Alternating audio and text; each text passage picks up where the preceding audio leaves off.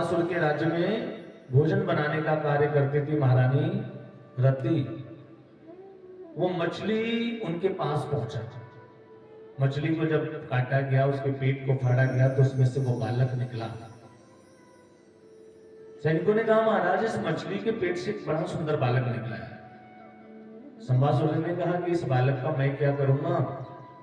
सो महारानी रति से कहा कि देवी तुम ही इस बालक का लालन पालन करो। महारानी रति उस बालक को देखभाल करने लगी, उसका लालन पालन करने लगी। लेकिन नारद जी ने आकर के बताया कि हे महारानी रति, जिसे तुम अपना पुत्र मान करके उसकी सेवा कर रही हो, ये तुम्हारा पुत्र नहीं बल्कि यही तुम्हारे पति हैं।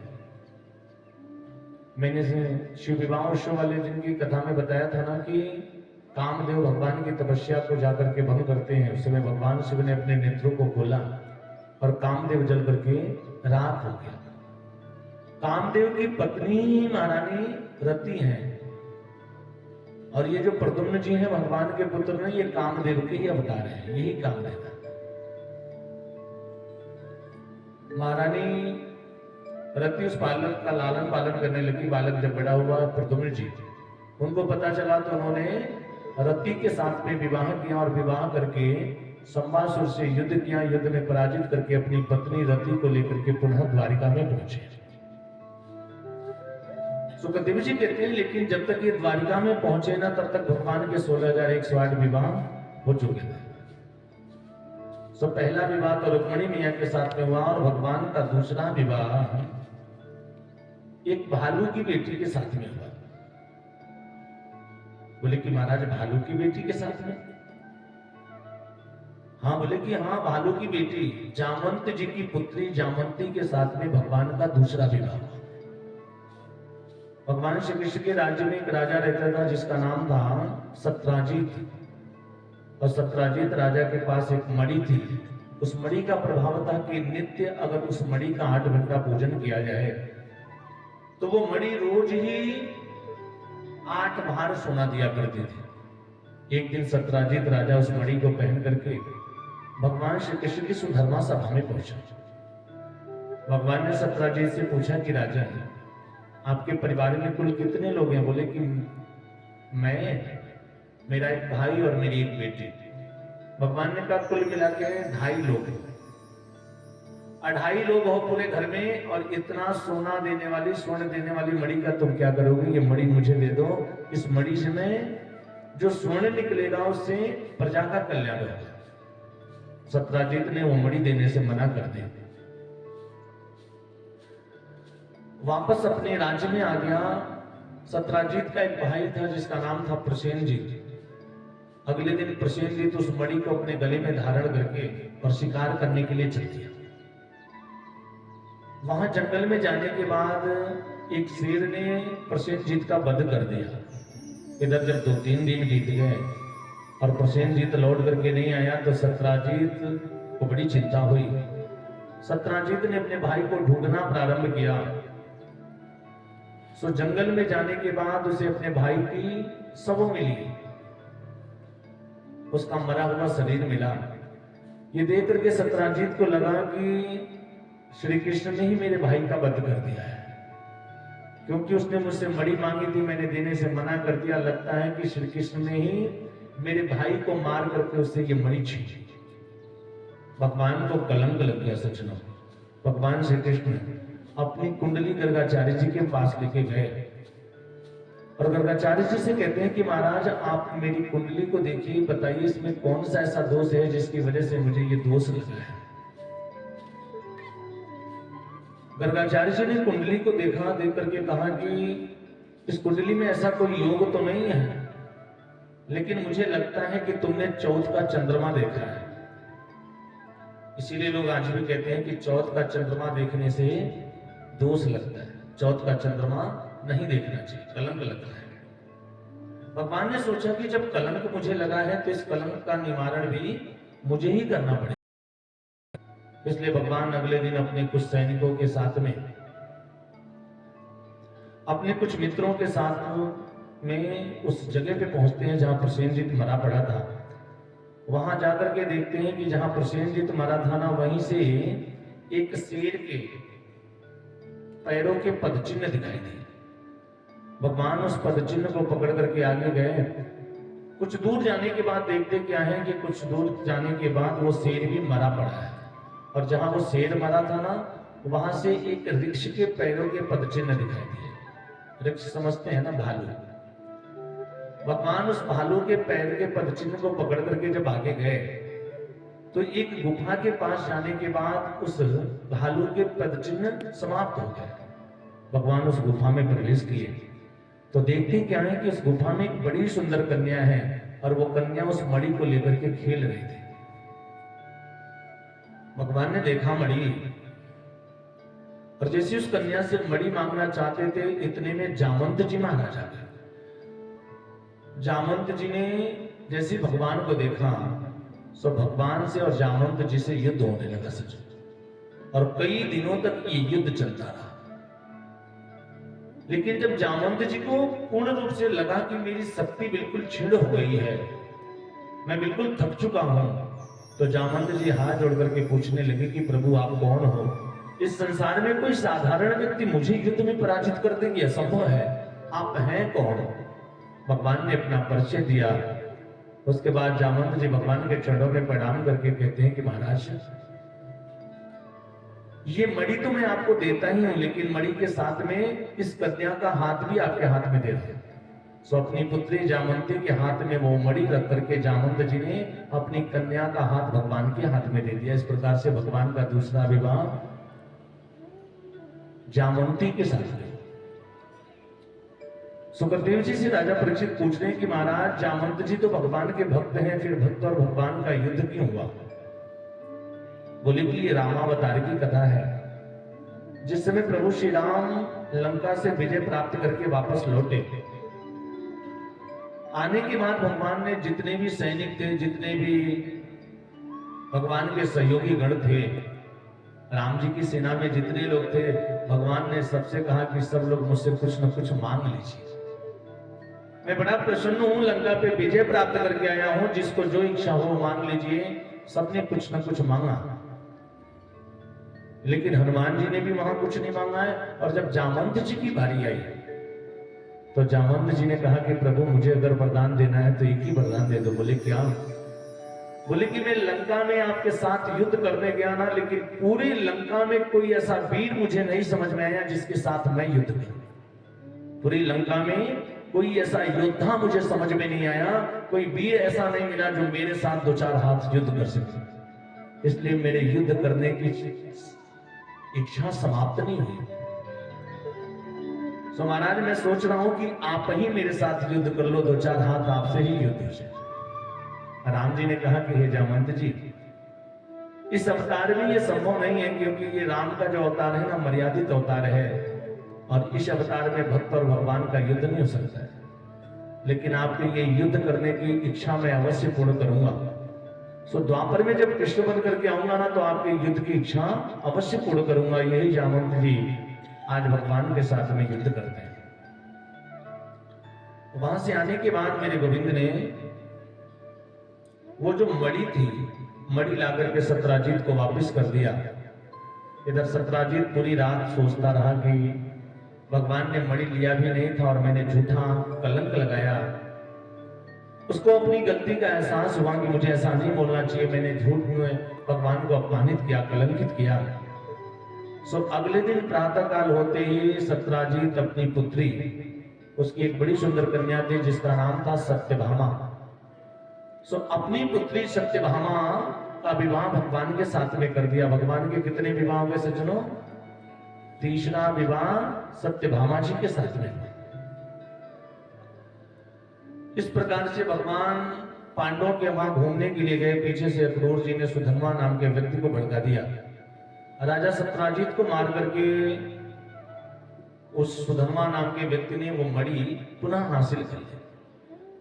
इधर पिता की मृत्यु का समाचार सुनकर के रोती हुई सत्यभामा जी हस्तिनापुर गई। वहां जाकर के भगवान श्री कृष्ण से बोली कि आप यहाँ चौपड़ खेलने में व्यस्त हो, उधर सुधन्वा ने मेरे पिताजी का वध कर दिया।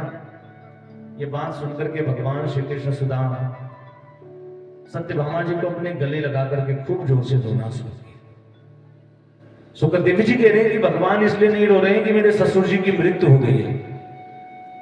भगवान तो नाटक करने में सबसे आगे हैं। भगवान इसलिए रो रहे हैं कि कहीं मेरी पत्नी नाराज ना हो जाए, ये आकर के मुझसे कह रही है मेरे पिताजी की मृत्यु हो गई है। सो नाटक कर रहे हैं, उसको सत्यभामा जी को खुश करने के लिए रो रहे हैं। और महाराज राजा ने पूछा, सुखदेव जी ने बताया कि इतनी जोर से रो रहे हैं, अपने पत्नी को प्रसन्न करने के लिए भगवान रुदन कर रहे हैं। सत्यभामा जी, भगवान आज बड़े दुखी हुए हैं, सत्यभामा जी को ऐसा लग रहा है। और ऐसा जब हुआ ना तो सत्यभामा जी का जो दुख था वो थोड़ा बट गया। लेकिन सुधर्मा को मारने के बाद भी भगवान को मणि नहीं मिली। भगवान ने जाकर के बलराम जी से पूछा कि भैया आपने कहीं मणि देखी है क्या?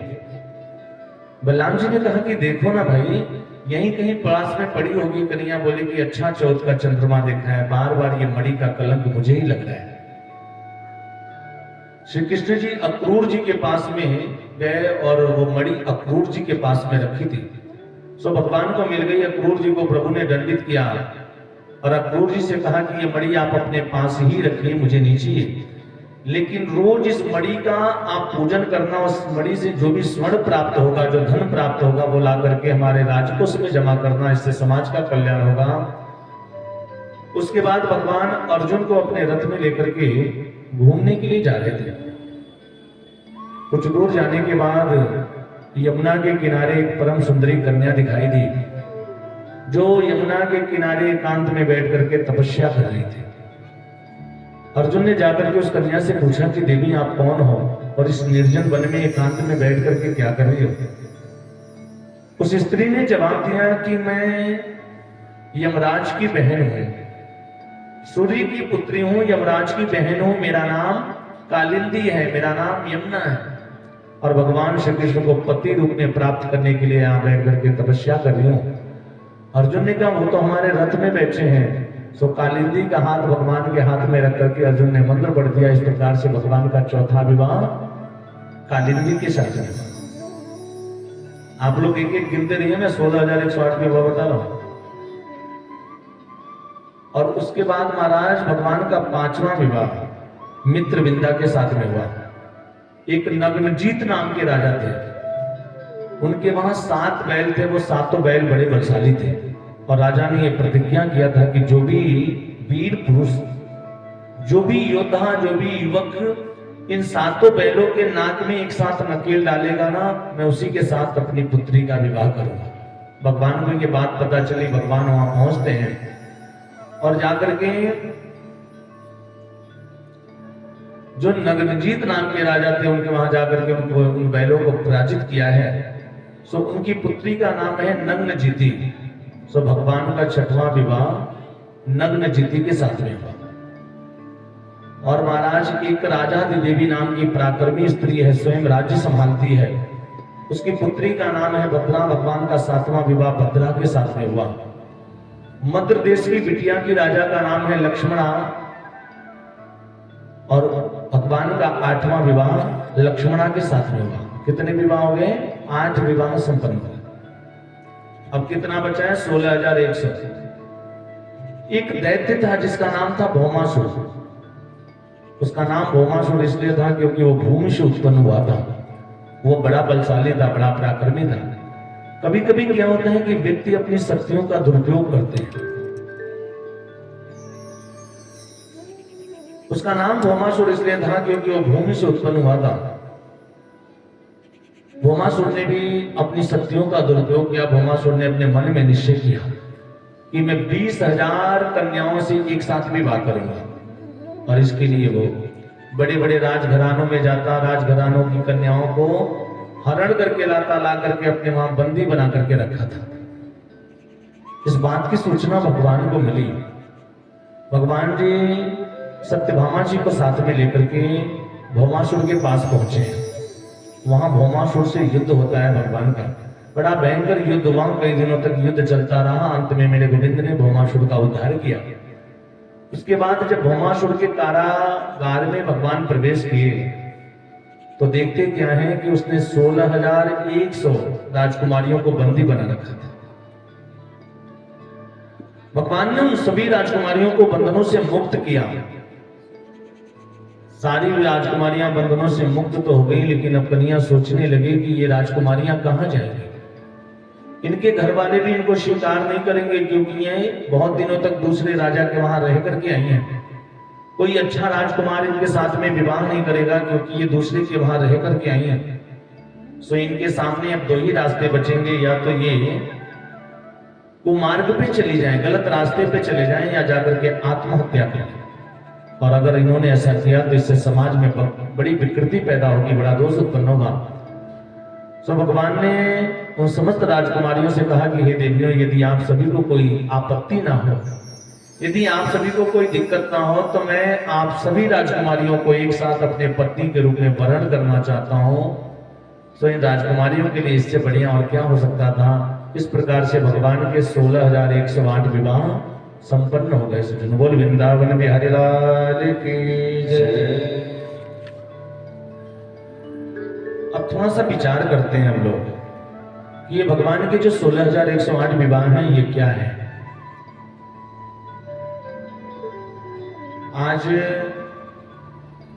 सुखदेव जी राजा परीक्षित से कहते हैं कि हे राजा परीक्षित, ये जो हमारा वेद है ना, वेद, इस वेद में 3 कांड बताए गए हैं। पहला कर्म कांड, दूसरा ज्ञान कांड और तीसरा उपासना कांड। सो वेद की जो कर्म कांड है ना, ज्ञान कांड में 4,000 मंत्र हैं, कर्म कांड में 80,000 मंत्र हैं और उपासना कांड में 16,000 मंत्र हैं। उपासना का अर्थ होता है उपसमीपे असनम, अर्थात उपासनम, परमात्मा के समीप चले जाने का नाम ही उपासना है। तो ये उपासना कांड के जो 16,000 मंत्र है ना, ये भगवान की 16,000 पटरानियां हैं। 100 प्रकार के जो उपनिषद हैं जिसमें कृष्ण भक्ति का प्रतिपादन किया गया है, ये 100 प्रकार के भगवान की पटरानियां हैं। और ये जो 16,108 है ना, 8 का मतलब क्या है। गीता के एक श्लोक में भगवान ने स्वयं कहा है, भूमिरापो नलो वायो मनोबुद्धिरेव च अहंकार इति एमा भिन्ना प्रकृतिरष्टधा। 8 प्रकार की प्रकृति होती है। प्रकृति कितने प्रकार की होती है? 8 प्रकृति बताई गई है सज्जनों।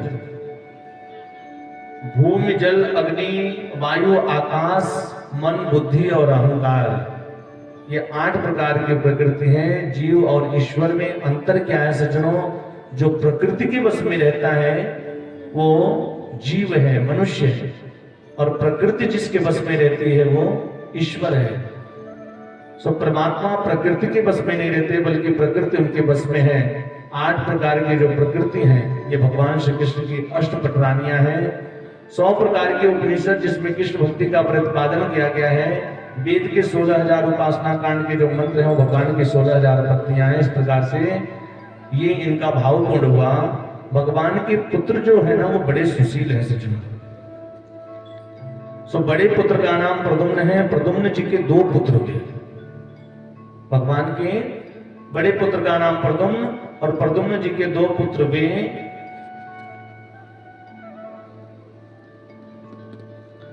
प्रद्युम्न जी के विवाह भी 2 हुए। इनका जब विवाह हुआ और इनके पुत्र वे अनिरुद्ध जी, अनिरुद्ध जी के भी 2 विवाह हुए। और एक बात यहां बड़ी समझने की है, भगवान श्री कृष्ण के परिवार में कृष्ण की पत्नियों में आपस में बड़ा प्रेम है। भगवान से तो बारी बारी सभी की सभी पत्नियां रूठती हैं, लेकिन भगवान की जो सबसे बड़ी पत्नी रुक्मिणी जी हैं, ये भगवान से कभी नाराज नहीं होती। भागवत जी में ऐसा वर्णन आया सज्जनों कि भगवान का परिवार इतना बड़ा है।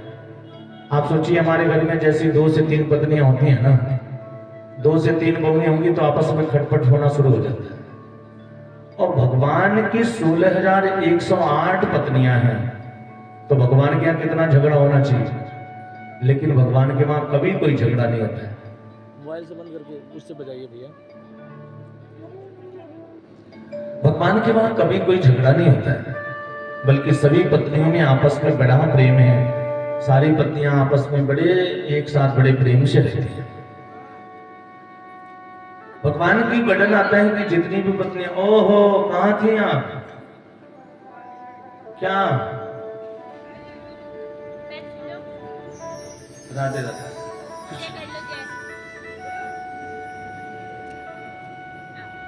देखिए हमारी आदिश्री जी आ गई।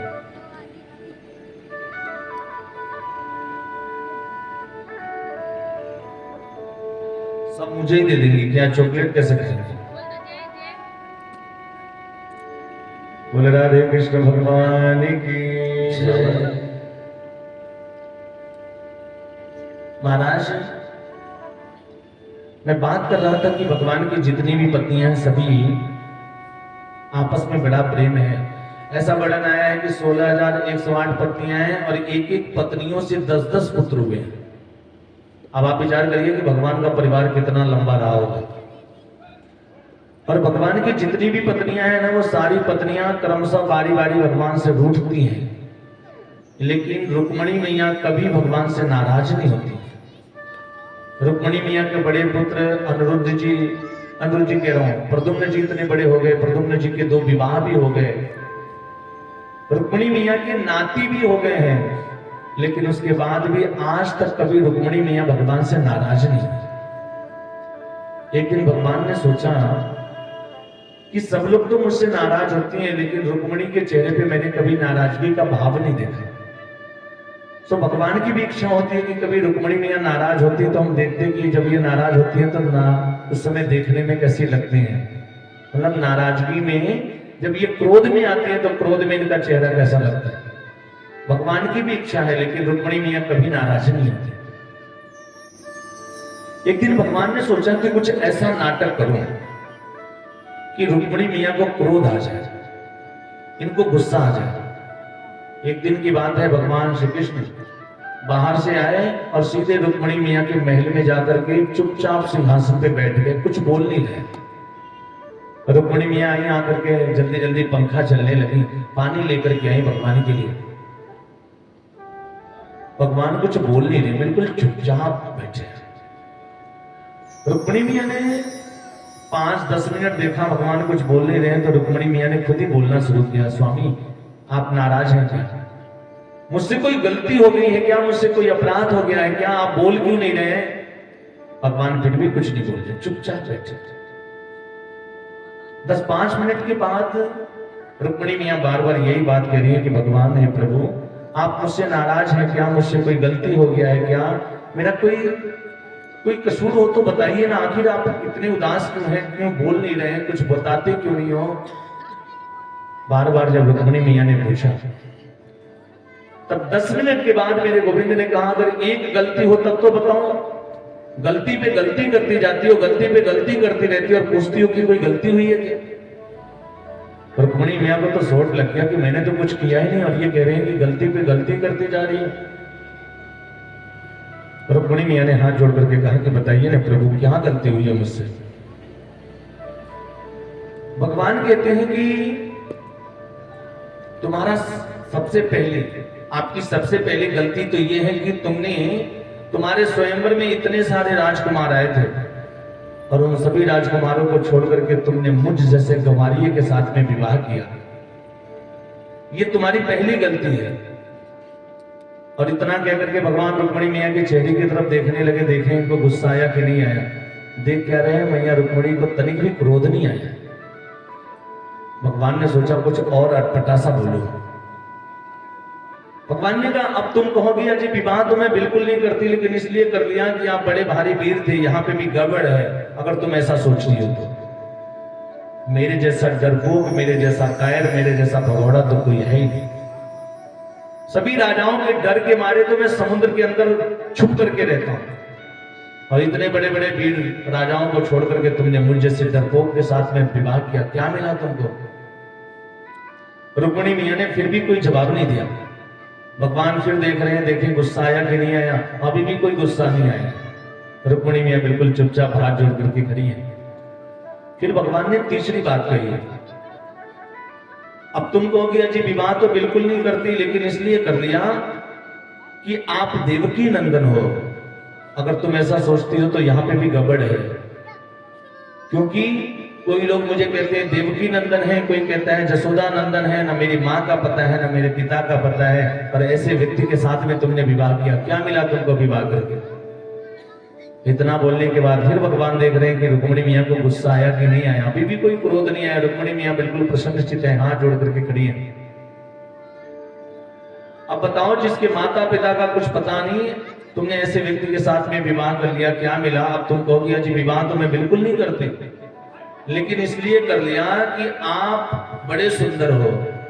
अगर तुम ऐसा सोचती हो कि मैं बहुत सुंदर हूं, तो यहाँ पे भी गड़बड़ है। काहे का सुंदर? बचपन में मैं जब छोटा था ना, तो मेरी माँ मुझे कनुआ कनुआ कह के बुलाती थी। थोड़ा सा और बड़ा हुआ ना, तो कालिया नाग के साथ में युद्ध किया, और कालिया नाग के साथ युद्ध करने से उसका विष मेरे ऊपर पड़ा, सो मैं और भी काला हो गया। सो महाराज, राजा कभी बना नहीं, गद्दी मुझे कभी मिली नहीं, दुनिया के लोग मुझसे नफरत करते हैं, और सबकी बात छोड़ो ना, तुम्हारा बड़ा भाई रुक्मी स्वयं मुझसे नफरत करता है, मुझे अपना शत्रु समझता है। और इतनी बात कहने के बाद भी रुक्मिणी मियाँ को क्रोध नहीं आया। कन्हैया बोले कि अब तुम कहोगी अजी मैं विवाह तो बिल्कुल नहीं करती, लेकिन इसलिए कर लिया कि आपकी बड़ी बड़ाई सुनी थी। तो काहे की बड़ाई? मेरी बड़ाई कौन लोग करते हैं? जो बड़े लोग हैं, संपन्न लोग हैं, राजा लोग हैं, वो लोग मेरी बड़ाई नहीं करते हैं। मेरी बड़ाई कौन करता है? बोले जो साधु महात्मा लोग हैं ना, जो झांझ चिमटा बजाते इधर उधर घूमते फिरते रहते हैं, जिनके पास अपना ना रहने के लिए घर है ना कोई ठिकाना है, आज यहाँ कल वहां, यहाँ धोई रमा के बैठे हैं, कल वहां बैठे हैं, कल उस नगर में घूमते हैं। ऐसे भिखमंगे साधु संतों की बात सुन करके तुमने मुझसे विवाह कर लिया, तुम्हें क्या मिला? यही लोग मेरा हमेशा कीर्तन करते रहते हैं, रघुपति राघव राजा, इनकी बातों को सुनकर के तुमने मुझसे विवाह कर लिया, तुम्हें क्या मिला? इतनी बातें सुनने के बाद भी जब रुक्मिणी मियाँ को क्रोध नहीं आया, तब भगवान ने एक बड़ी अटपटी सी बात कह दी। कन्हैया ने कहा कि रुक्मिणी मियाँ की तरफ देख करके, अभी भी कुछ बिगड़ा नहीं है, अभी भी कुछ नहीं बिगड़ा है। अगर तुम कहो तो मैं तुम्हारी शादी कहीं और करवा देता। और ये बात भगवान ने रुक्मिणी मियाँ से कब कहा? विवाह के तकरीबन 40 सालों के बाद, जब भगवान का पुत्र भी इतना बड़ा हो गया, भगवान के नाती हो गए, उस समय पति अपनी पत्नी से ऐसी बात बोलेगा तो पत्नी को थोड़ा तकलीफ तो होगा ही। लेकिन रुक्मिणी मियाँ को क्रोध नहीं आया। सज्जनों, ये बातें सुनकर के रुक्मिणी मियाँ मूर्छित होकर के जमीन पे गिर पड़ी, भगवान को जवाब नहीं दिया कुछ भी। और जैसे ही रुक्मिणी मियाँ जमीन पे गिरी तो भगवान चतुर्भुज रूप धारण कर लिए, 2 हाथों से रुक्मिणी मियाँ को उठाते हैं, एक हाथ से रुक्मिणी मियाँ को सहलाने लगे, दूसरे हाथ से रुक्मिणी मियाँ को पंखा चलने लगे। बड़ी जल्दी जल्दी भगवान परेशान हो गए, क्या हो गया रुक्मिणी को। और कुछ देर के बाद जब रुक्मिणी मियाँ को होश आया, तो भगवान ने रुक्मिणी मियाँ से कहा कि तुम तो जानती हो ना, मैं बचपन से थोड़ा विनोदी स्वभाव का हूं, मेरी बातों से अगर तुम्हें तकलीफ हुआ हो तो मैं अपनी बातें वापस लेता हूं। लेकिन रुक्मिणी, मेरा ये बिल्कुल प्रयोजन नहीं था कि तुम ऐसे हो जाओगी। मैं तो सोच रहा था कि थोड़ा सा क्रोध आता, मैं देखना चाहता था तुम क्रोध में कैसी लगती हो। तब रुक्मिणी मियाँ भगवान की सारी बातों का जवाब दे रही है। और जो जवाब रुक्मिणी मियाँ ने दिया है ना, वो हर माताओं को समझना चाहिए। रुक्मिणी मियाँ ने भगवान से हाथ जोड़ करके कहा कि स्वामी, आपने कुछ भी गलत तो नहीं कहा, आपने जो कुछ भी कहा बिल्कुल सत्य कहा है, इसमें नाराज होने वाली कोई बात ही नहीं। रुक्मिणी मियाँ ने हाथ जोड़ करके कहा कि आपने यही तो कहा कि आपका और मेरा कोई मेल नहीं है, मैं आपके योग्य नहीं हूं, मेरा और आपका कोई मेल नहीं है। कहा आप प्राकृत से आबाद में एक नारी, और कहा प्रकृति से परे आप पुराण पुरुषोत्तम, मेरा आपका मेल ही कहाँ है। ये तो आपने कृपा किया कि मुझे अपनी पटरानी बनाया, अपनी रानी बना करके अपने साथ में रखा। दूसरी बात, आपने मुझसे कहा कि मेरे माता पिता का पता नहीं है, ऐसे व्यक्ति से तुमने विवाह क्यों किया। तो मैं आपसे पूछना चाहती हूं कि हे प्रभु, क्या आपके भी माता पिता होते हैं क्या? जगत के पिता, जगत के गुरु, जगत के अधीश्वर तो केवल आप हो। आपके भी कोई माता पिता होते हैं और ये आप दुनिया को अगर माता पिता बना लो तो इसमें हमारी क्या गलती है। तीसरी बात, आपने मुझसे कहा कि बड़े बड़े राजाओं के डर के मारे आप समुद्र के अंदर निवास करते हो। आपने कहा कि मैं डरपोक हूं, कायर हूं। ये मेरे गोविंद रुक्मणी मियां कहती हैं कि जिस हृदय में अविद्या, अस्मिता, राग, द्वेष, अहंकार, अभिनिवेश, इस प्रकार के शत्रु बैठे हैं ना, उस हृदय में आपका वास नहीं होता। आप तो आत्मा रूपी समुद्र में ही वास करते हो। सो महाराज, चौथी बार आपने कहा कि मैं काला हूं ना, और ऐसे काले व्यक्ति से तुमने विवाह क्यों किया, तुम्हें क्या मिला? तो हे कन्या, हम आपसे कहना चाहती हैं, काले होकर के तो इतना कुछ करते हो, काले होकर के तो इतना कुछ कर देते हो, अगर गोरे होते तो क्या कर देते? हमारे मथुरा वृंदावन में ना आज भी लोग एक बात कहा करते हैं, जो बूढ़ी मियाँ लोग होती हैं, संत लोग होते हैं, आज भी बातों बातों में जब बात आती है तो लोग कहते हैं, यदि नंद लाला तुम होते लली, यदि नंद लाला तुम होते लली, तो सर कट जाते करोड़न के। हे लाला, ये तो भगवान ने बड़ी कृपा किया कि तुमको लाला बना करके भेजा, लड़का बना के भेजा। गलती से अगर कहीं तुम लड़की बन करके आगे होते, लाली बन करके आए होते, तो तुम्हें देख करके पता नहीं कितने लोग ऐसे ही मर जाते। आज ब्रजवासी लोग कहते हैं, पहले ही है ना, ऐ श्याम तेरी बंसी पागल कर जाती है, ऐ श्याम तेरी बंसी पागल कर जाती है, ऐ श्याम तेरी बंसी पागल कर जाती है, मुस्कान मधुर तेरी, मुस्कान मधुर तेरी घायल कर जाती है, मुस्कान मधुर तेरी घायल कर जाती है, घायल कर जाती है, तेरी घायल कर जाती है।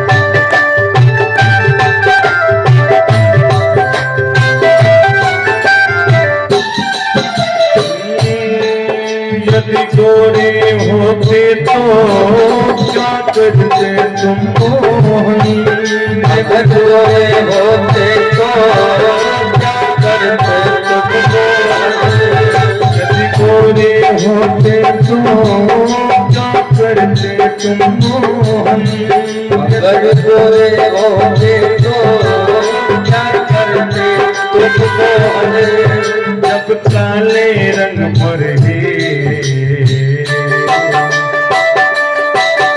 जब काले रंग पर दुनिया मर जाती है, जब काले रंग पर दुनिया मर जाती है, ऐ श्याम तेरी बंसी पागल कर जाती है, ऐ श्याम तेरी बंसी पागल कर जाती है, मुस्कान मधुर तेरी घायल कर जाती है, मुस्कान मेरी तेरी घायल कर जाती है।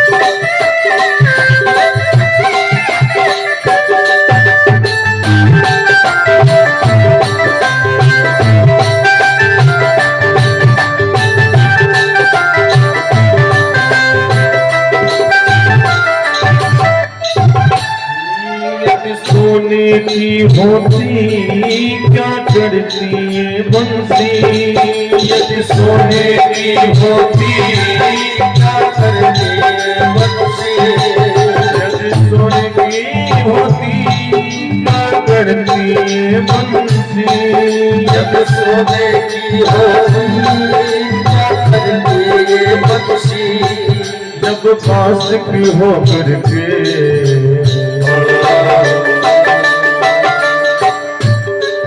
जब पास की हो करके इतना तड़पाते हैं, जब पास की हो करके इतना तड़पाती है, शाम तेरी बंसी पागल कर जाती है, ऐसा तेरे बंसी पागल कर जाती है, मुस्कान मधुर तेरी घायल कर जाती है, मुस्कान मधुर तेरी घायल कर जाती है, मुस्कान तेरी घायल कर जाती है, ऐसा तेरी बंसी पागल कर जाती है। बोले राधे कृष्ण भगवान की।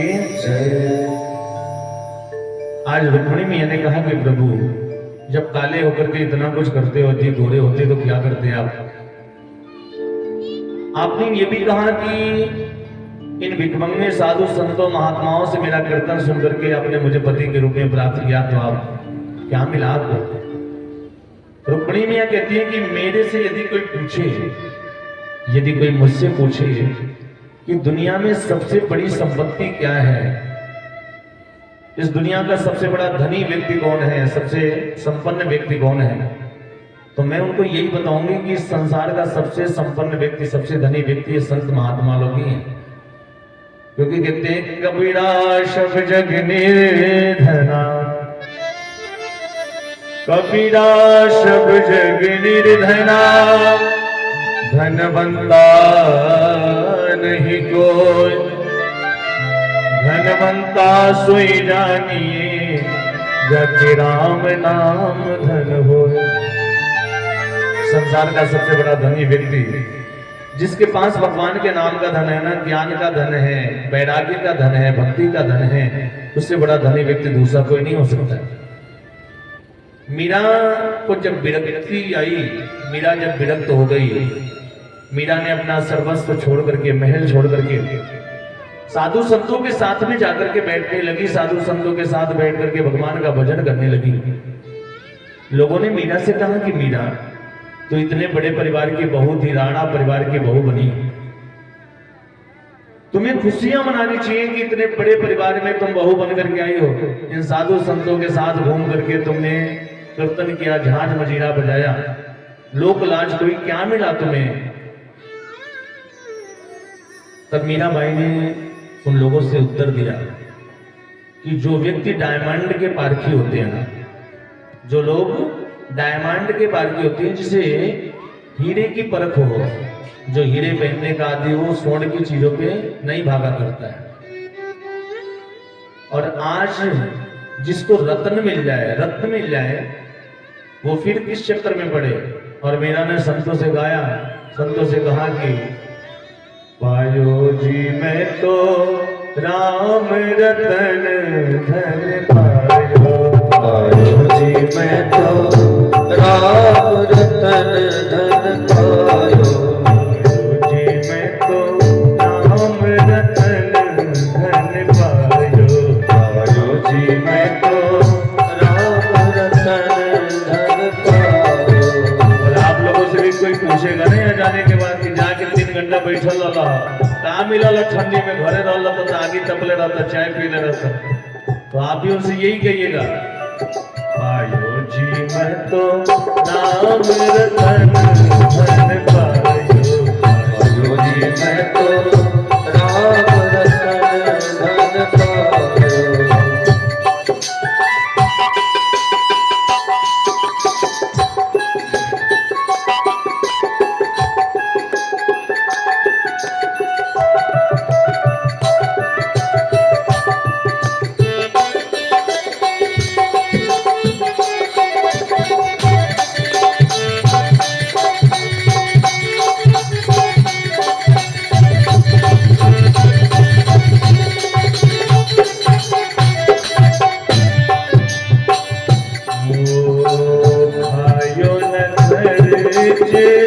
चोर गले में आयो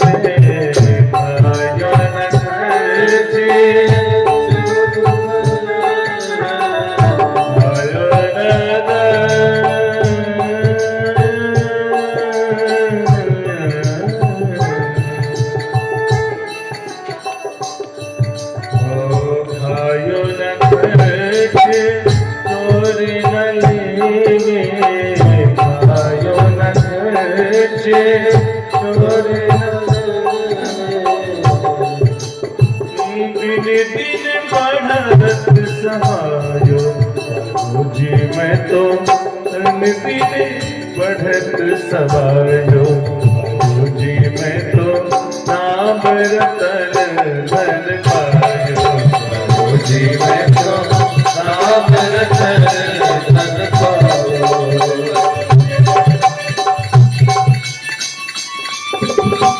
जय जय क्या बात है, सुन लो मेरी बेटी कहते हैं कि को काहू मगन थोड़ा सा मीठा कर दीजिए। कहते हैं ना कि को काहू मगन और हम ओमे मगन जे में लागी लगन सब मस्त है अपनी मस्ती में, इसलिए जय जय।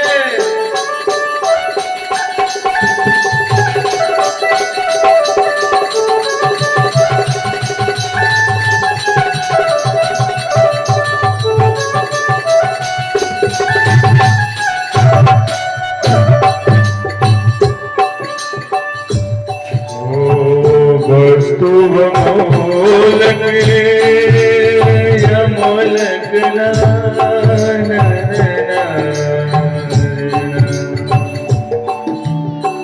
वस्तु मोलक दी मेरे सतगुरु वस्तु मोलक दी मेरे सतगुरु दी मेरे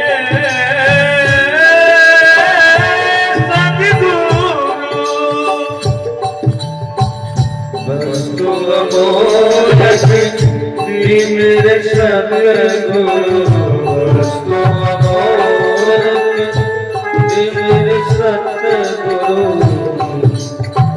दिन दिन बढ़त समायो जी मैं तो नाम रतन धन पायो जी मैं तो नाम रतन धन पायो।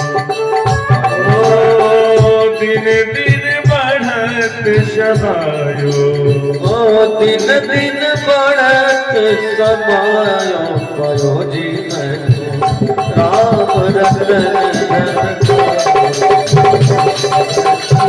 राम रतन पायो राम रतन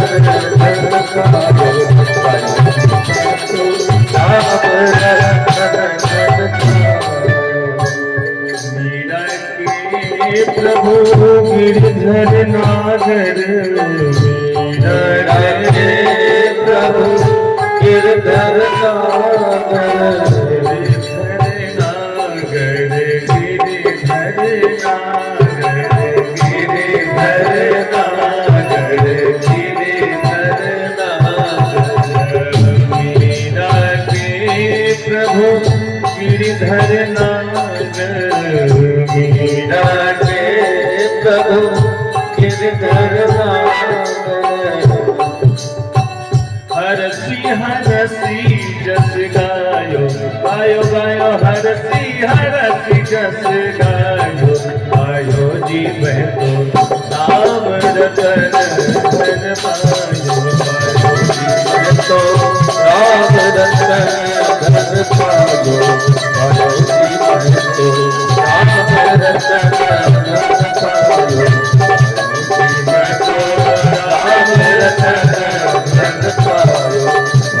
जी मैं तो नाम रतन धन पायो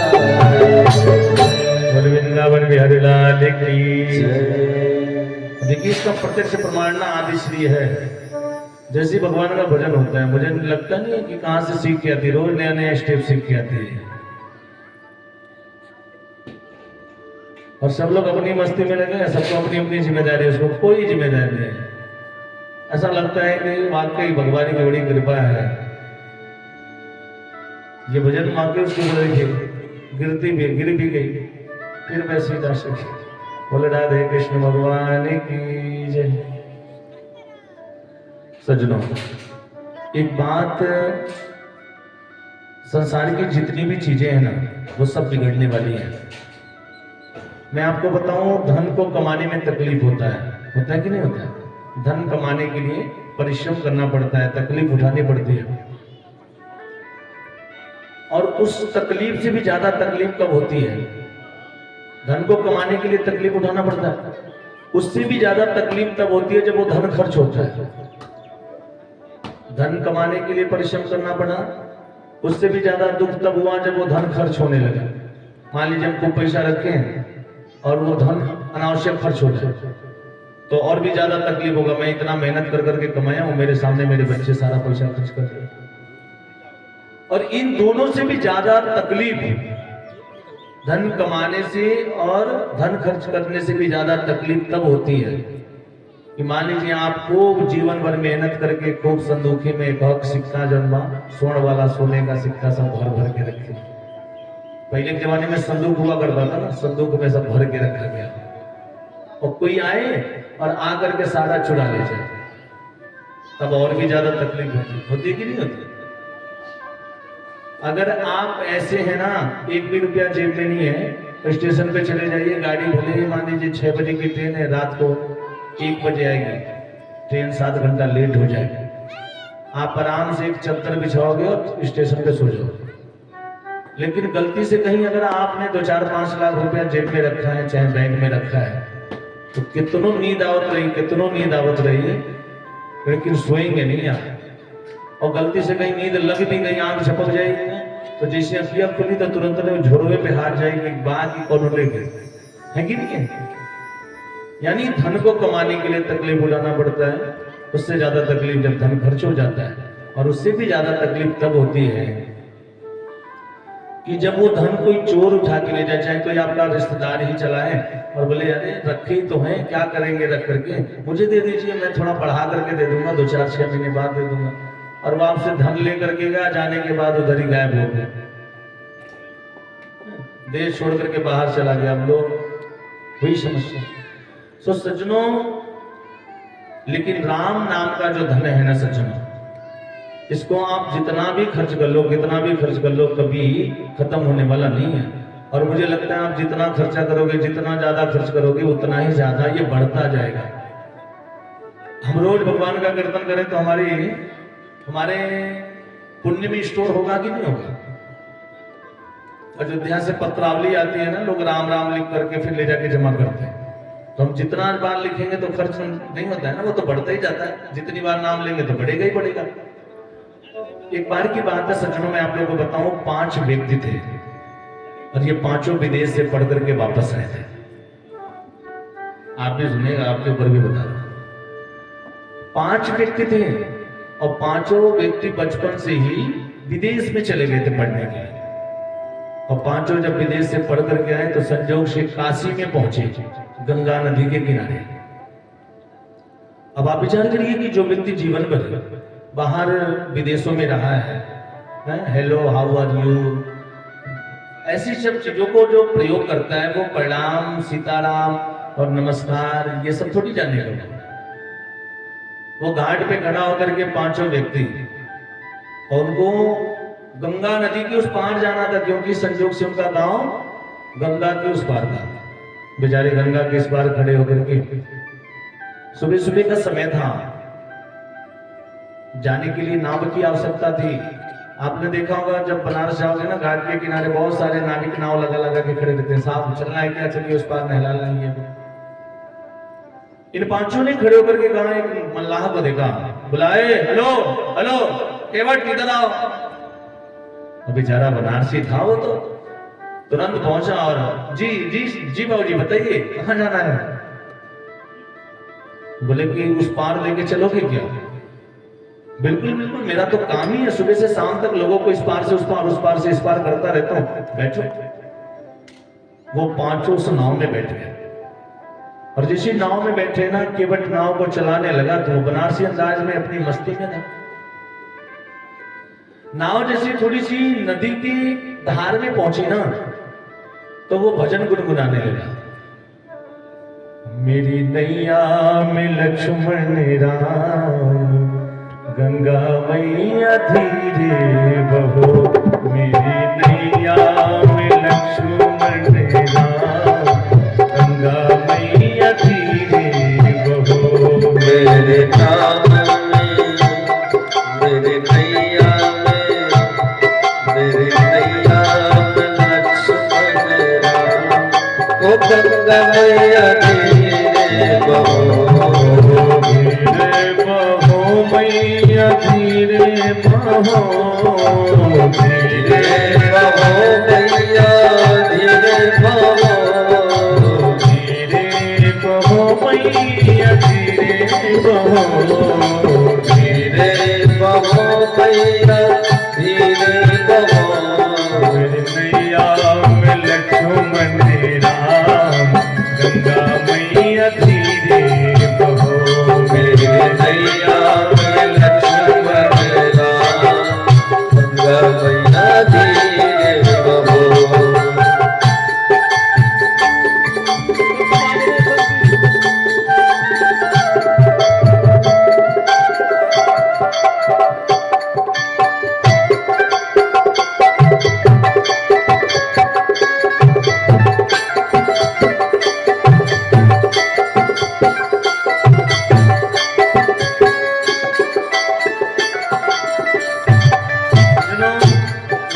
बड़े प्रेम से, बड़े भाव से इस भजन को गा रहा था।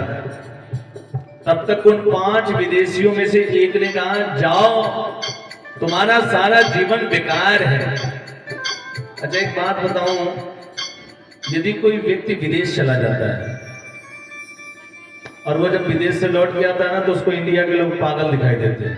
उसको लगता है कि सारा कुछ विदेशों में ही रखा है। अच्छा हमारे यहाँ के लोगों को विदेशी चीज थोड़ी पसंद भी ज्यादा आती है, जबकि अपने वहां उससे भी अच्छी चीज मिल सकती है। लेकिन अगर किसी व्यक्ति को कोई विदेशी घड़ी मिल जाए तो जानबूझ के उसको बार बार ऊपर ही पहनेगा, सबको दिखाएगा। और कोई किसी ने पूछ दिया कि भाई बड़ा सुंदर लगता हो, अरे यार विदेश से आया, देखो विदेश से, देखो लिखा है इस पे। वहां का एक चॉकलेट ही मिल जाए, टॉफी ही मिल जाए, उसको भी ना खाएंगे नहीं, 10 दिन तक जेब में रखे रहेंगे दिखाने के लिए। जो मिलेगा देखो विदेश का, देखो पढ़ो ना इसमें, देखो क्या लिखा है, सऊदी है। होता कि नहीं होता? इन 5 विदेशियों ने कहा कि जाओ दुनिया कहां से कहां चली गई। लोग चंद्रमा पे जाके घर बनाने की बात सोच रहे हैं। चंद्रमा पे लोग अभी जमीन खरीद रहे थे ना। दुनिया कहां से कहां चली गई। और ये इंडिया के लोग आज भी वही पुराना पता नहीं किस जमाने का गाना गा रहा है। उसमें से एक व्यक्ति ने खड़े होकर के पूछा केवट से, अरे भाई केवट, तुम कुछ पढ़े लिखे हो कि बस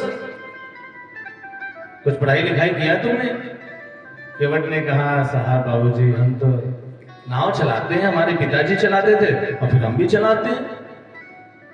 उस विदेशी ने कहा, तुम्हारा जीवन का 25% बेकार चला गया, 100 में से 25% बेकार हो गया, जीने का कोई मतलब नहीं है, तुम तो धिक्कार में जी रहे हो, तुम्हारे जीवन का कोई मतलब ही नहीं है। बेचारा कुछ नहीं बोला। वो दूसरा व्यक्ति खड़ा हुआ, बोला कि अच्छा बताओ, तुमने कभी अपने जीवन में कुछ भूगोल वूगोल पढ़ा है? भूगोल के बारे में पता है कि नहीं? केवट ने कहा, मालिक साहब ही भूगोल क्या होता है? उस व्यक्ति ने पूछा कि भूगोल पढ़े हो कि नहीं? अच्छा बताओ, भूगोल नहीं पढ़े हो तो इतिहास पढ़े होगे? इतिहास के बारे में कुछ जानकारी है? बनारस में रहते हो, बताओ इंग्लैंड में कितने एडवर्ड हैं? बोला साहब ये एडवर्ड वर्ड क्या होता है, मैं तो बस ये जानता हूँ, सुबह आता हूँ, नाव चलाता हूँ, लोग आते हैं और बढ़िया जो है हमारा बाबा विश्वनाथ की कृपा हमारे पर बनी रहे बस। उस व्यक्ति ने कहा, तुम्हारे जीवन का ना 50%, 25% ही नहीं, 50% और 25% और खराब चला गया। तुम्हें इतिहास नहीं पता, भूगोल नहीं पता, तुम तो पशु की तरह जी रहे हो जैसे पशु जीते हैं। तुम्हारे जीने का कोई मतलब नहीं, मर जाओ तुम, तुम्हारे जीने रहने ना रहने से क्या फायदा, तुम्हें कुछ पता ही नहीं संसार के बारे में। वो बेचारा कुछ नहीं बोल रहा था, अपनी मस्ती में था, तब तक तीसरा और खड़ा हो गया उसे। बोला अच्छा चलो इतिहास भूगोल नहीं पढ़े, कुछ साहित्य के बारे में पता है? साहित्य पढ़ा है तुमने? तुमने साहित्य पढ़ा है कि नहीं? अच्छा बताओ शेक्सपियर ने कितने नाटक लिखे हैं? बोले साहब ये शेक्सपियर क्या होता है? अब उस व्यक्ति ने कहा तुम्हारे जीवन का 75% बेकार हो गया, कोई मतलब नहीं तुम्हारे जीने का, 75% बेकार चला गया। बेचारा वो केवट मल्लाह सोच रहा था नाव थोड़ी और बीच में पहुंच जाए फिर बताता। नाव जैसी बीच में पहुंची, बिल्कुल नदी के धार में, इतने में केवट ने देखा कि बड़ी जोर से काले बादल उमड़ रहे हैं। वो रोज नाव चलाता था, प्रकृति से बात करता था। पहले के लोग इतना घड़ी बड़ी थोड़ी देखते थे, पुराने जमाने के लोग धूप को देख के बता देते थे कितना बज रहा है, नहीं कहते थे दोपहरिया हो गया इतना बजट हो गया। हाँ नहीं, अभाव था साधनों का। उस केवट ने कहा कि जैसे ही काले बादल को देखा, देखते ही समझ गया कि कोई तूफान आने वाला है। उनने उन 5 व्यक्तियों से कहा कि आप लोगों में से तैरना किसको आता है? 5 ने कहा हमें तो नहीं आता। केवट ने कहा देखो बहुत जोर से तूफान आने वाला है, काले बादल दिखाई दे रहे हैं, हो सकता है कि नाव पलट भी सकती है। मुझे तो तैरना आता है, मैं तो उस पार चला जाऊंगा। आप में से किसी को आता है कि नहीं? 5 चिल्लाने लगे भैया ऐसा मत करना, हमें नहीं तैरना आता, हम तो मर जाएंगे। केवट ने तुरंत अपना रुमाल निकाला, सर पे बांधा, और जैसी जोर से तूफान आने लगी ना तो नाव से छलांग लगा दी नीचे और तैरने लगा। अब ये 5 चिल्लाने लगे बचाओ, हमें भी ले चलो, हमें भी ले चलो। बोले कि बुलाओ अपने शेक्सपियर को, वही पार लगाएगा, हम तो राम जी का नाम लेकर उस पार चले जाएंगे। बोल वृंदावन बिहारी लाल की। एक बात बताएं सज्जनों, राम के नाम में ये सामर्थ्य है, राम नाम का धन जिसके पास हो उससे बड़ा धनी संसार में कोई और नहीं हो सकता। सज्जनों, रुक्मिणी जी कहती है संतों के पास आपके नाम का खजाना है, आपके नाम का भंडार है। यदि उन संतों के मुख से आपके नाम की महिमा को सुनकर के मैंने आपको अपना पति बनाया और इसे आप मेरी गलती मानते हो, तो मैं संसार की सभी माताओं से निवेदन करूंगी कि ऐसी गलती सबको करना चाहिए जिससे जिस गलती की वजह से उसे स्वयं परमात्मा मिल जाए, भगवान मिल जाए। ये गलती कोई ना समझ व्यक्ति थोड़ी कर सकता है, समझदार ही होगा जो करेगा। भगवान ने कहा देवी इन्हीं बातों का तो परिणाम है कि मेरे हृदय में तुम्हारे प्रति अद्भुत प्रेम है। सुन करके रुक्मिणी जी के मन को परम आनंद की अनुभूति हुई, प्रसन्नता हुई। बोले वृंदावन बिहारी लाल की जय। एक बार की बात मैं आप लोगों को बताऊं, आज भी मथुरा में ना चौबे जी लोग बहुत हैं। मथुरा में आप जाओगे मार्केट में ही और चौबे जी लोग हैं, चौबे ब्राह्मण वहां बहुत है। और पहले मथुरा के जो चौबे जी लोग थे ना, अब तो काफी सुधार हो गया है, परिवर्तन हो गया है। लेकिन पहले जो मथुरा के चौबे जी लोग थे ना, भांग बहुत खाते थे। आज भी आपको मथुरा में मुझे लगता है ना कि हर आधे किलोमीटर पे एक भांग का ठेका जरूर दिखाई देता। एक चौबे जी थे और शाम को इतना भांग खा लिए, इतना भांग खा लिए कि उनको कुछ समझ में ही नहीं आ रहा।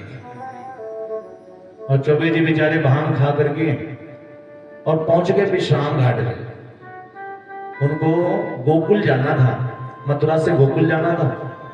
विश्राम घाट पे पहुंचे तो मल्लाह सब अपने अपने घर चले गए थे, शाम हो गई थी, सूर्यास्त हो गया था। चौबे जी एक नाव में जाकर के बैठ गए और उस नाव को चलाने वाला जो लकड़ी का होता है ना, पूरी रात नाव को खेते रहे, खिवाते रहे, नाव चलाते रहे, चलाते रहे। भांग के नशे में पूरी रात बीत गई, पूरी रात उन्होंने नाव चलाया लेकिन नाव चली नहीं। सवेरा हो गया नाव चलाते चलाते, सुबह के 3-4 बजने लगे, भोर हो गया। सवेरा हुआ तो कुछ लोग विश्राम घाट पे स्नान करने के लिए पहुंचने लगे। जब लोग पहुंचने लगे तो चौबे जी का नशा भी तब तक कुछ हल्का हो गया था, चूंकि रात में भांग चढ़ी थी बहुत ज्यादा। सो भांग का नशा भी कम हो गया था, रात भर नाव चलाया था तो थक भी गए थे, और थकावट हुई तो नशा हो गया गायब। लोगों को देखा, लोग आ रहे हैं स्नान करने। चौबे जी ने पूछा, भाई ये कौन सा घाट है, मैं कहाँ आया हूँ, रात भर नाव चलाया हूँ, पहुंच गया हूँ आप, ये घाट कौन सा है? लोगों ने कहा, साहब ये विश्राम घाट है। बोले विश्राम घाट? विश्राम घाट पे तो मैं रात को ही चला था, रात को 6 बजे में विश्राम घाट पे ही था, और अभी तक विश्राम घाट पे ही हूँ। रात भर नाव चलाई भाई, पूरा हाथ दर्द कर रहा है, बाजू देखो उठ नहीं रहे मुझसे, पूरी रात नाव चलाई मैंने। लोगों ने कहा, साहब नाव तो आपने चलाई रात भर, लेकिन जो नाव की रस्सी किनारे बंधी है ना, इसको खोलना भूल गए थे आप। सो नाव जाएगी कहां से? और चौबे जी फिर कहने लगे, हे कन्हैया, अरे दूर नगरी बड़ी दूर नगरी, कैसे आऊं रे कन्हाई, कैसे आऊं रे कन्हाई, तेरी गोकुल नगरी बड़ी दूर नगरी। कैसे आऊं रे कन्हाई, कैसे आऊं रे कन्हाई, तेरी गोकुल नगरी बड़ी दूर नगरी। दूर नगरी बड़ी दूर नगरी, श्यामा दूर नगरी बड़ी दूर नगरी।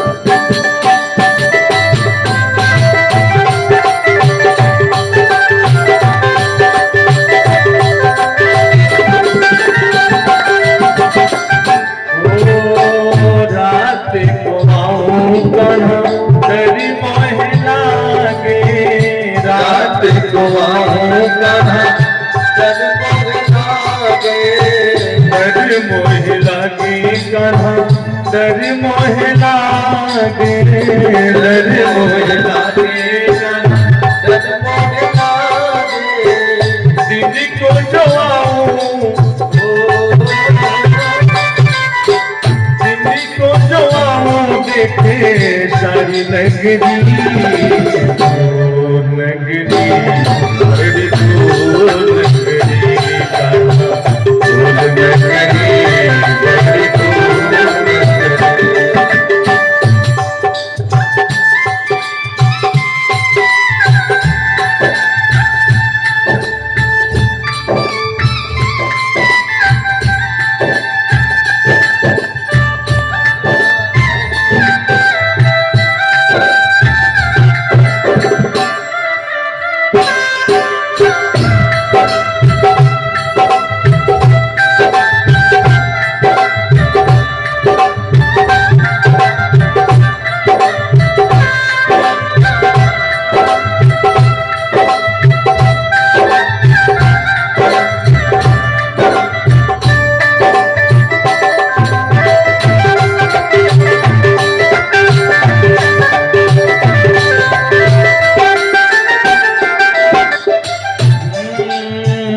सखी संग आहूं कान्हा महिला के, सखी संग आहूं कान्हा शर्म महिला के, सखी संग आहूं कान्हा शर्म महिला के, सखी संग आहूं कान्हा शर्म महिला के, सखी संग आहूं शर्म महिला के।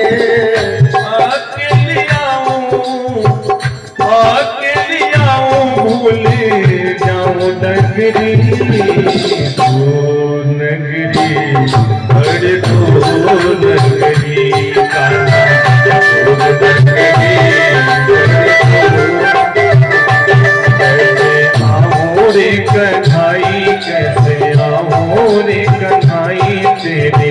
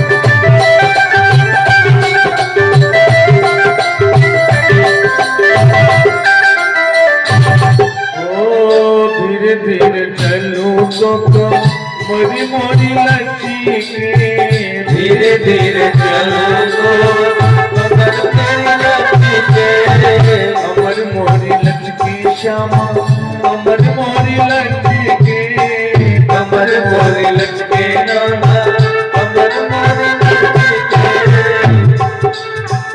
झटपट आऊं तो झटपट चलूं तो चल पाए गगरी दूर नगरी बड़ी दूर नगरी कान्हा दूर नगरी बड़ी दूर नगरी कैसे आऊं रे कन्हाई कैसे आऊं रे कन्हाई तेरी गोकुल नगरी बड़ी दूर नगरी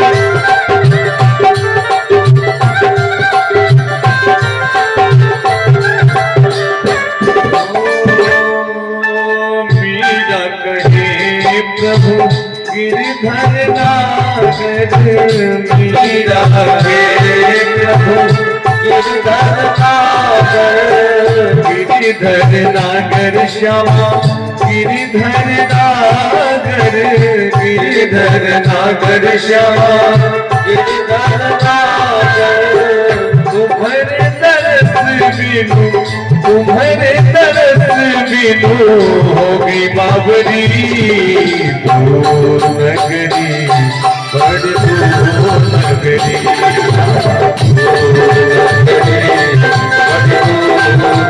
कैसे आओ रे कन्हाई कैसे आओ रे कन्हाई तेरी गोकुल नगरी बड़ी दूर नगरी कैसे आओ रे कन्हाई कैसे आओ रे कन्हाई तेरी गोकुल नगरी बड़ी दूर नगरी बड़ी दूर नगरी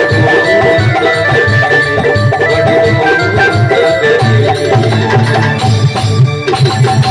बोले राधे कृष्ण भगवान की जय बोले जगत पुरुष भगवान की जय। बोले श्रीमद् भागवत महापुराण की जय। आइए सज्जनों इस समय की कथा को हम लोग यही विराम करेंगे। आज रात्रि काल की कथा में भगवान के बचपन के मित्र श्री सुदामा जी महाराज की बड़ी पावन कथा है, बड़ा सुंदर प्रसंग है। और उसके बाद एकादश स्कंद में यदुवंशियों को श्राप लगने की कथा है, यदुवंशियों का संहार, परीक्षित मोक्ष की कथा है, सुखदेव जी का अंतिम उपदेश राजा परीक्षित को, और परीक्षित जी का वहां सुखदेव जी का वहां से प्रस्थान। उसके बाद तक्षक आता है, राजा परीक्षित को डंक मारता है। राजा परीक्षित का पंच भौतिक शरीर पंच तत्वों में विलीन हो गया। उसके बाद परीक्षित के पुत्र जन्मेजय का सर्प यज्ञ करना, और अंत में भगवान के नाम संकीर्तन का महिमा। ये सारा विषय आज रात्रि काल में आप लोगों को बताऊंगा। बोल वृंदावन बिहारी लाल की जय, बोल जगत पुरुष भगवान की। शिवम बाबू आकर के आरती करेंगे। टाइम बताओ।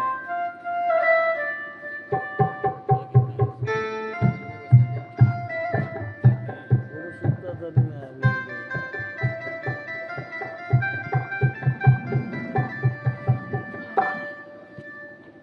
श्री राधे।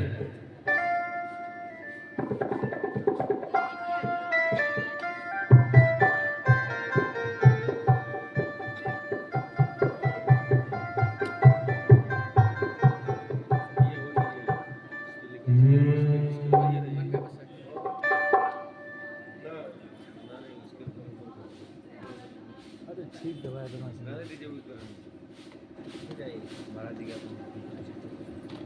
ओम रघुंगवे ब्रजनदम्ने असुदशरीरगुं सर्वगणगुं सुदयात्मसनी ब्रजासनी वसुसनिलोकशन्यभयसनी अग्निं ब्रजनां बहुलामेकरत्तन्नं पयोरेको